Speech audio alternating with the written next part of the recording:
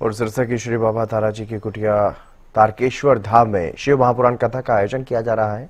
इस पावन शिव महापुराण कथा को विश्व प्रसिद्ध आध्यात्मिक गुरु पंडित प्रदीप मिश्रा कर रहे हैं और इसी कड़ी में 6वें दिन श्री बाबा ताराजी कुटिया में आस्था का सैलाब उमड़ पड़ा।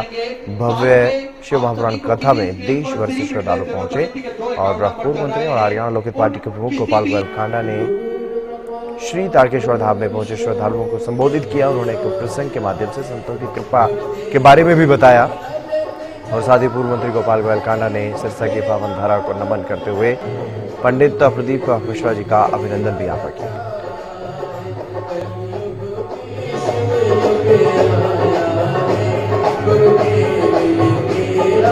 पूज्य गुरुदेव का आगमन हो चुका है। गुरुदेव व्यासपीठ पर वाचासीन हो चुके हैं। आप सबकी तरफ से व्यासपीठ को नमन करते हुए पूज्य गुरुदेव के पावन चरणों को नमन करते हुए और आप सभी शिव भक्तों के चरणों में नमन करते हुए तो निरंतर मैसेज के द्वारा प्राप्त हो सकता है। विक्रम सिंह की तरफ से जयपुर राजस्थान मोहनलाल जी की तरफ से प्रीतम तारा बाबा के पावन चरणों में नमन करते हुए आज इस तारकेश्वर धाम में पहुंचे। दूर दूर से आए, सिरसा शहर से, आसपास गांव से और हिंदुस्तान में बहुत दूर दूर से लोग आए हैं। तो सभी के पावन चरणों में गोपाल, गोविंद और कांडा परिवार का सभी के चरणों में मेरा नमन। श्री शिवाय नमस्तुभ्यम। और महाराज जी, आज तो कई किलोमीटर तक आपकी इस बाबा की कुटिया के चारों तरफ जाम है।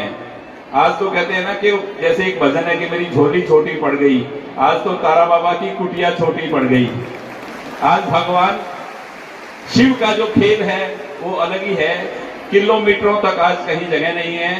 पर मैं सबसे एक निवेदन करूंगा, एक विनती करूंगा कि जिसको भी इस तारकेश्वर में, इस तपस्थली में, इस बाबा की कुटिया में घर से जो चल पड़ा, जैसे महाराज जी कहते हैं कि जो घर से निकल गया उसको भी वही फल मिलता है जो सामने बैठकर महाशिव पुराण की कथा सुन रहा है।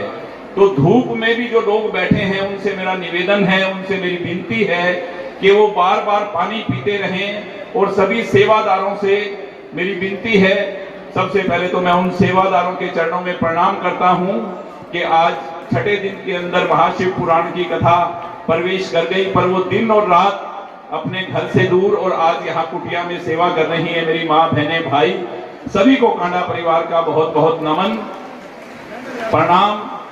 एक छोटी सी बात बता दूं, इन संतों की महिमा जो आप महाराज जी से कथा सुन रहे हैं, प्रदीप मिश्रा जी से, कि इनके मुख से निकले हुए वचन की क्या वैल्यू है, क्या अहमियत है। एक सेठ और एक सेठानी बहुत दान पुण्य करते थे, बहुत सेवा करते थे, पर उनके घर पे कोई संतान नहीं थी। भगवान शिव एक दिन पार्वती जी के साथ वायु मार्ग से जा रहे थे, तो उन्होंने कहा कि भगवान ये आपका भगत है, बहुत भंडारे करता है, बहुत सेवा करता है, पर इसको कोई औलाद नहीं है, तो क्यों ना आप इसको औलाद दे दें। तो भगवान शिव ने कहा, पार्वती जी इसकी किस्मत में नहीं लिखा हुआ, औलाद का इसकी किस्मत में नहीं है, बे माता ने इसकी किस्मत में लिखा नहीं है कि इसको औलाद मिले।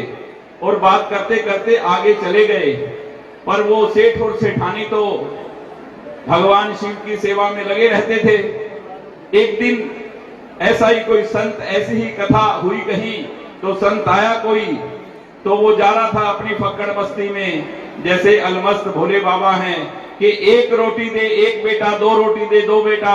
तो उनके साथ जो टोली थी, तो सेठानी ने कहा भी बेटा तो अपनी किस्मत में नहीं है, पर अपने को तो संतों की सेवा करनी है। सेठ जी इनको अंदर बुलाओ और भोजन करा दो सबको। तो सबको अंदर बुलाया और भोजन कराया। सेठ जी के तो 4-5 साल में 4-5 बच्चे हो गए, बेटा बेटी सब उनके घर में, भगवान शिव की कृपा से। और वैसे ही एक दिन फिर पार्वती जी और शंकर भगवान जा रहे वायु मार्ग से, तो पार्वती जी ने कहा कि भगवान भोलेनाथ, आपने तो मुझसे कहा था कि इसकी किस्मत में नहीं है, बे माता ने लिखा नहीं है कि इसको कोई औलाद है, पर इसके घर में तो 4-5 बच्चे खेल रहे हैं। आप रुको, मैं मेरी जिज्ञासा दूर करूंगी कि ये बच्चे उसी के हैं या किसी और के हैं। भगवान भोलेनाथ रुके। पार्वती जी ने पता किया तो पता चला ये सेठ जी के ही बच्चे हैं। उन्होंने कहा तो आपने तो मुझसे झूठ बोला भोलेनाथ। उन्होंने कहा पार्वती जी ये किसी संत ने उनको आशीर्वाद दिया है और भगवान हमेशा भक्त के बस में होते हैं। संत का लिखा हुआ, किसी सच्चे संत का लिखा हुआ, कहा हुआ मैं भी नहीं टाल सकता। तो आज ऐसे संत की आप तपस्थली पर और एक ऐसे 24 घंटा प्रदीप मिश्रा जी जो भगवान शिव शिव रटते रहते हैं, उनकी वाणी से आप उनके मुखारविंद से जो भगवान की कथा सुन रहे हैं, तो कल्याण तो सबका आवश्यक होना ही है। तो मैं सभी से ये कहूंगा कि जिसको जहां जगह मिले, क्योंकि आवाज सब जगह जा रही है, प्यार से सुने। पर धूप में जो मेरे भाई बहन बैठे हैं उनको सेवादार पानी जरूर देते रहें ताकि धूप में किसी को कोई दिक्कत ना हो।